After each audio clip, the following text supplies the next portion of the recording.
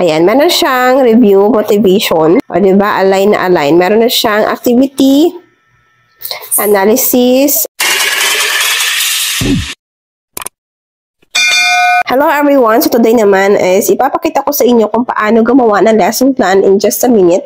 Napakaganda everyone, itong lesson planner. I-video ko na ito sa inyo dati, nag-upload na ako ng video at ang daming natulungan ito. So try naman natin ito gamit yung cellphone natin. So eto, nag-search lang ako ng lesson planner PH.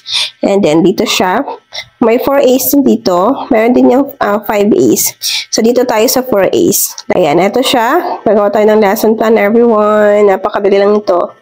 Sign in na tayo. Sign in with Google.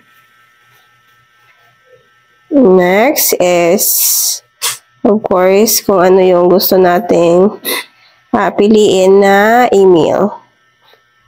Next, continue lang tayo.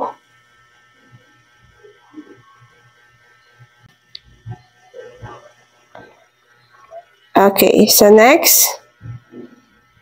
Okay, next na tayo. Got it, thanks. Okay. So, yung gagawin natin, everyone, is gagawa tayo ng lesson plan. So, as what you can see, meron tayo ditong code, objective, and translation. So, yung gagawin lang natin is, may na-download kasi akong Milk dito. So, yung gagawin natin, after nyo mag-download ng Milk, galing sa Chrome, is, okay, eto na siya.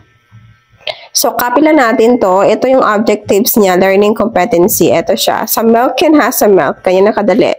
So, sa learning competency, copy lang natin ito. Ito yung ating topic na gagawa ng lesson plan. So, copy natin. Next, ay first code ka lang. Code first. Dito muna tayo sa code. Okay, so ika-copy paste natin dito. Next, yung objective naman. Okay, this one. Saan na ba yun? This one. Okay.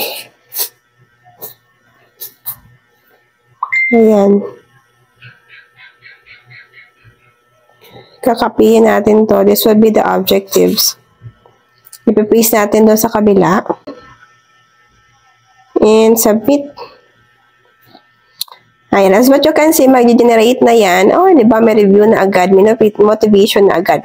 By the way, everyone, itong lesson plan PH ay naka-align siya sa DepEd. So, it means na pwede ka talagang, ayan, nakikita nyo, napakaganda, di ba? Meron pang assignments, additional resources.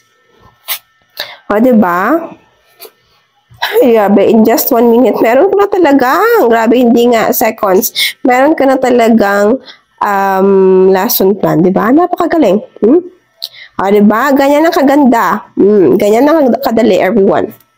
Again, ganito lang kadali kung paano gumawa ng lesson plan in just seconds. Meron ka na agad. Di ba? Hindi ka na mahihirapan, hindi ka na masistress. Ayan, meron siyang review, motivation. O, di ba? Align na align. Meron na siyang activity, analysis, abstraction, application, assessment. Meron siyang questions for your assessment. Napakaganda. Meron yung assignments. So, di ba? Ganyan ang mga ka-teachers kung paano gumawa ng lesson plan. Naku, magpapasalamat talaga kayo at nakita nyo ang video na ito. Di ba? So, that's all for today, everyone. Kung nakatulong sa yung video na ito, please subscribe sa ating YouTube channel, para naman maging updated kayo sa mga learnings or sa mga teaching strategies na isi-share ko sa inyo. That's all for today, everyone. Thank you so much and goodbye.